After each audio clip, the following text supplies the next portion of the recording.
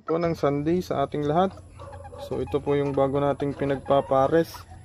Yung dalawang hen po galing po kay Kuya Mike. Pati rin po pala itong si Black Commando galing din sa kanya.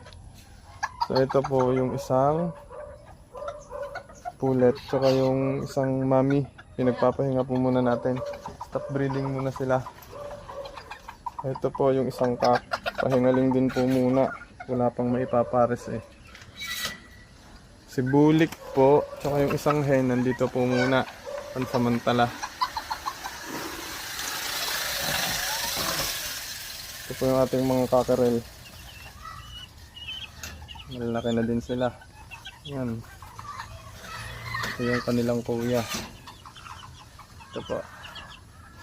Yan si puti po, yun nandun. Nililimliman yung kanyang mga sisiw. Kung naalala nyo po, sisiw niya po yung nabasa yung dalawa.